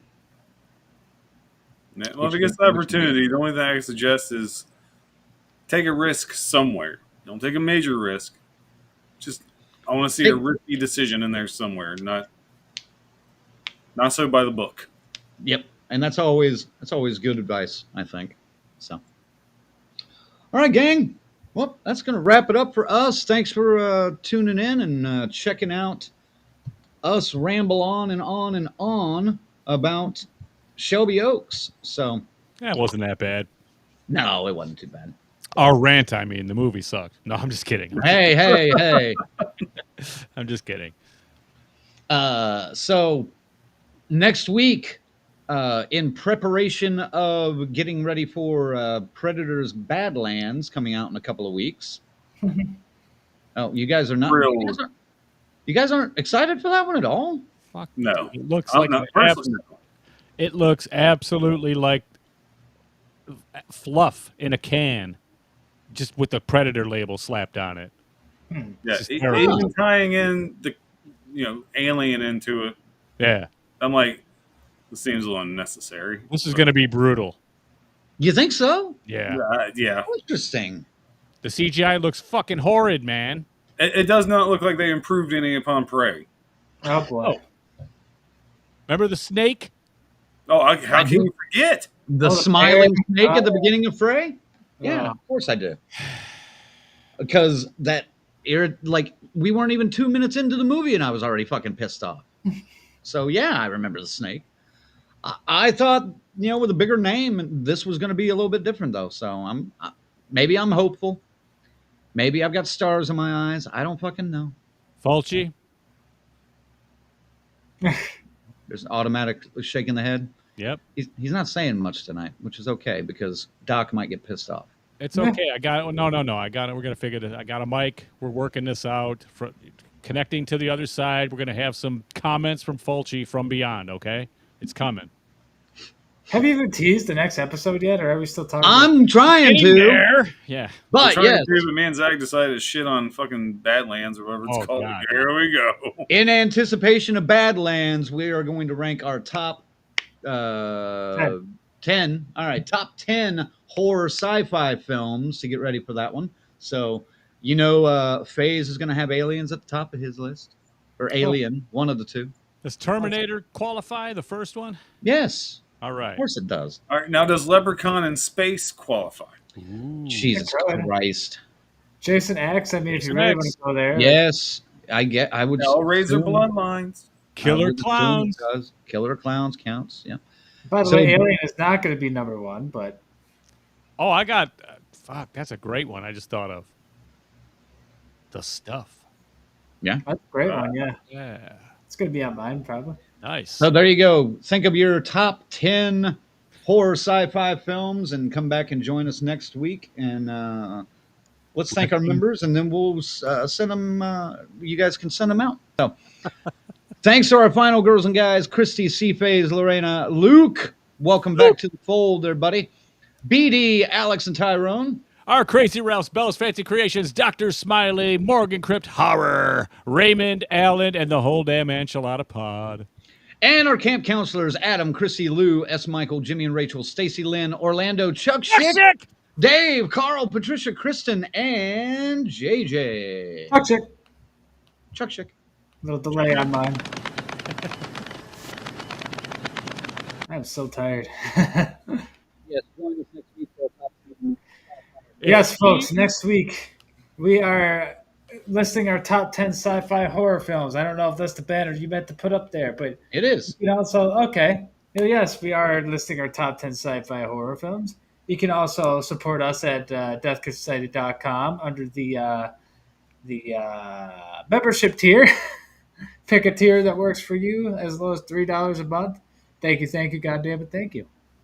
And I have a feeling Crank's number one next week is going to be The Abyss by how often he likes to deep dive on the show. Oh, my God. Only during that part. Wow. That was good. Fuck you. No, it wasn't. Rim shot. Jesus. All right. Colonel, send them out. Yes, folks. Every fucking week, named Ghost Dick gets me. Thank you for joining us for a review of Shelby Oaks. Like I said, better than I thought it would be, and that's a good thing.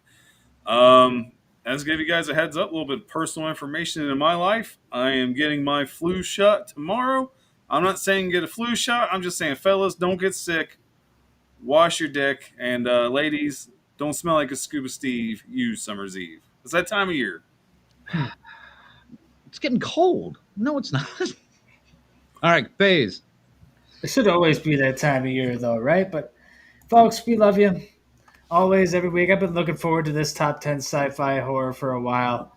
I pretty much already have a list ready to go, but, I mean, I'm going to improve upon it. But, folks, bring your lists.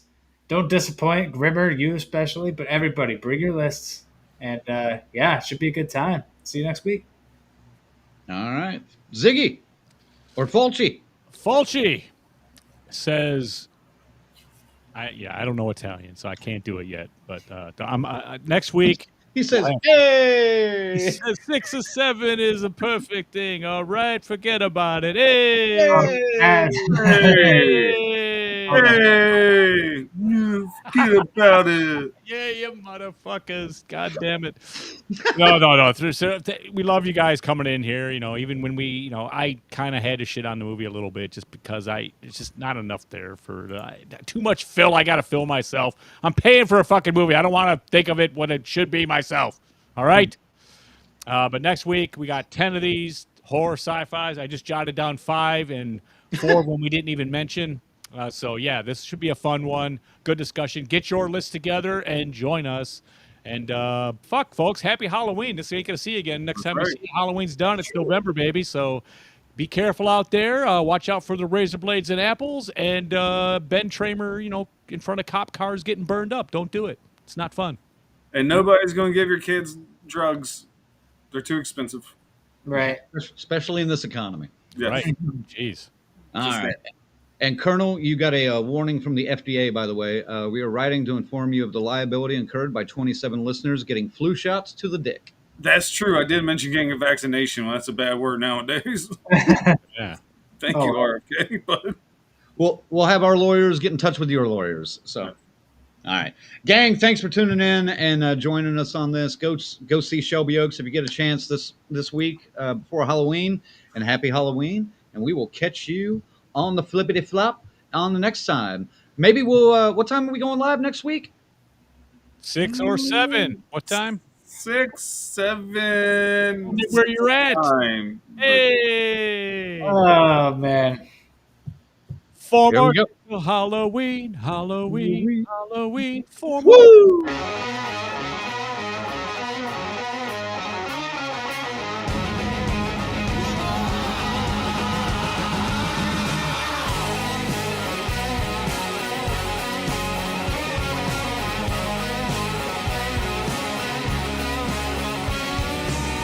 Collecting light image, focused to rip the skin. Remembering those muddy creeks, illusions to swim in.